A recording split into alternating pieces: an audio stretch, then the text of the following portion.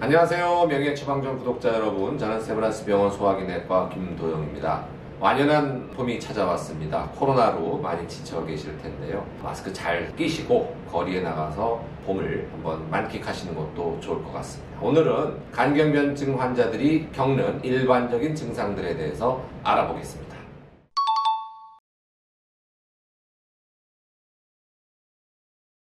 간은 침묵의 장기로 잘 알려져 있죠. 그래서 하는 일은 아주 많고 다양한데 고장이 나도 잘 표현을 하지 않는 그런 장기가 바로 간입니다. 대부분의 만성 간질환에서처럼 간경변증에서도 별다른 증상이 없는 경우가 많은데요. 보통 환자들이 말씀하시는 증상은 피로감이라든지 또는 소화불량이라든지 또는 메스꺼움이라든지 또는 복부 불편감, 비단 이런 증상들이 간질환에서뿐만 아니고 다른 질환에서도 나타날 수 있는 아주 비특이적인 증상들을 호소하시는 경우도 있고 아무 증상이 없는 경우도 많이 있죠. 간경변증 초기 합병증이 발생하지 않은 간경변증에서는 별다른 증상이 없다. 합병증이 나타나면 아주 환자분들이 고통스러워하는 그런 증상들이 많이 생기게 됩니다.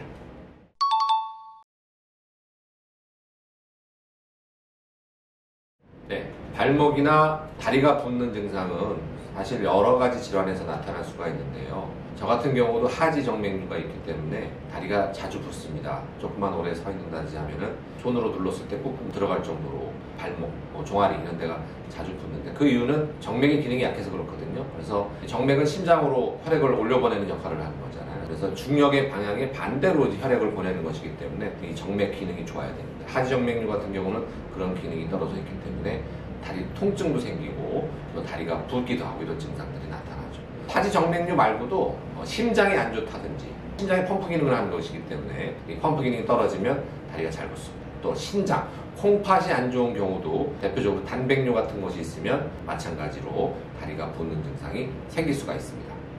간경변증에서 하지, 다리가 붓는 증상은요, 복수와 동반하는 경우가 많은데요. 이전 시간에도 말씀드렸지만 간경변증에서 복수가 생기고 또 다리가 붓는 증상은 문맥압 항진증과 저알부민 혈증, 그러니까 쉽게 말씀드리면 간 문맥의 압력이 올라가 있고 혈액 속의 알부민 농도가 떨어져 있는 것과 아주 밀접한 관련이 있는 겁니다. 문맥이라고 하는 것은 소장 또는 비장으로부터 혈액을 받아서 간으로 이제 옮겨주는 그런 역할을 하는 간으로 들어가는 큰 혈관인데 간이 딱딱해지면 이 혈관에 압력이 걸리겠죠. 그래서 마치 수도관의 물이 터져서 밖으로 나오듯이 혈관 안에 들어가 있어야 할 액체가 혈관 밖으로 스며 나와서 복강안으로 보이는 것이 바로 이 복수가 되는 것입니다. 그래서 문맥압 항진증과 이 복수는 뗄래야 뗄 수 없는 그런 관계가 있다. 또 알부민이 떨어지면 왜 복수가 생기고 하지가 부종이 생길 수 있다고요? 알부민은 혈관 안에 정수압을 유지시켜주는, 혈관 안에 일정한 압력을 유지시켜줘야 되는데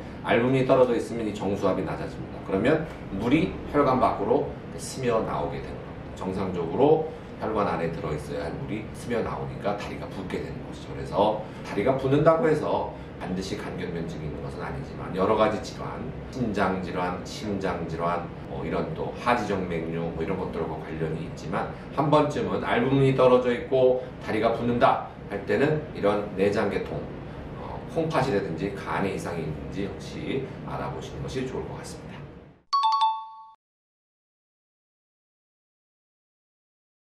네, 눈이 피곤하다고 말씀하시는 분들 꽤 많은데요. 대부분은 안구 건조증이 있거나 또는 화면, 스마트폰, TV 화면을 많이 보게 되면 눈이 피곤해지죠. 어떤 분들은 눈하고 간이 서로 연결되어 있다. 사상의학에서 눈과 간이 연결되어 있다. 그렇기 때문에 간이 나쁘면 눈도 나빠진다. 이렇게 생각하시는 분도 있긴 한 것 같은데 현대의학에서는 간은 간의 문제고 눈과 간은 서로 연결되어 있지 않다. 이렇게 보기 때문에 눈에 피로가 있다고 해서 반드시 간에 문제가 있다고 볼 수는 없겠습니다.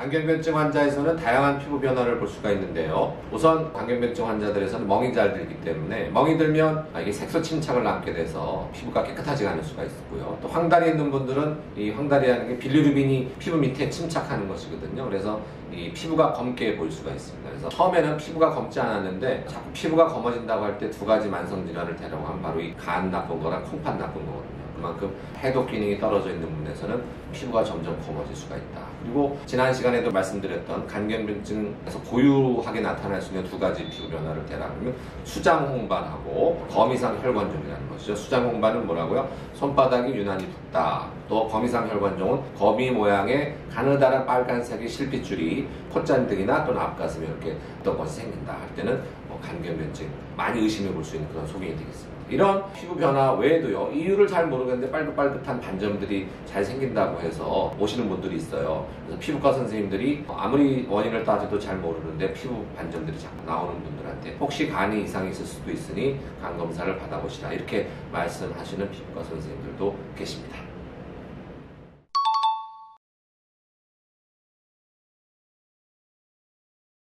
네, 지난 시간에도 말씀드렸지만 간은 소화기계에 속하는 장기입니다. 그 이유는 쓸개즙을 만들어서 그 쓸개즙을 십이장으로 내보내는 역할을 하기 때문이죠. 자, 쓸개즙 안에는요, 지방을 분해할 수 있는 효소가 담겨 있기 때문에 지방 소화에 반드시 필요한 것이 쓸개즙인데, 쓸개즙은 여러 가지 성분이 있거든요. 그 안에 들어있는 것이 뭐라고요? 빌리루빈이라는 색소가 쓸개즙 안에 들어있습니다. 빌리루빈은 어디서 나오는 것이죠? 네, 노후된 적혈구에서 나와서 간에서 처리가 돼서 빌리루빈이라는 색소가 만들어져서 그것을 담즙에 섞어서 십이장으로 내보내는 겁니다. 그런데 간의 기능이 떨어진다든지 어쨌든 담도가 막혔다든지 해서 이 담즙이 십이장으로 잘 내려가지 않으면 어떤 결과가 나타날까요? 황달이라는 그런 현상도 나타나게 되고, 또 지방 분해할 수 있는 소화효소가 십이장으로 나가지 못하기 때문에 소화불량에 걸리게 되겠죠. 기름진 음식 먹으면 얹히고 또 메스껍기도 하고. 그래서 황달이 있는 분들, 간 기능이 나빠서 황달이 있는 분들은 이런 쓸개즙의 지방 분해 소화에 장애가 발생하기 때문에 자꾸 음식물이 소화가 안 되고 메스껍고 하는 그런 증상이 생기는 겁니다. 급성 A형 간염에서도 소화불량, 오심부터 그런 증상이 생긴다고 했잖아요. 그게 바로 황달하고 관련이 있는 그런 증상이 되겠습니다. 네, 오늘 수업이 여러분들께 도움이 되었기를 바라고요. 다음 시간에는 간경변증의 식사요법, 매우 중요합니다. 식사요법에 대해서 자세히 알아보는 시간을 갖도록 하겠습니다. 그럼 오늘도 간편한 하루 보내시고 명예의 처방전 구독자 여러분 모두 안녕.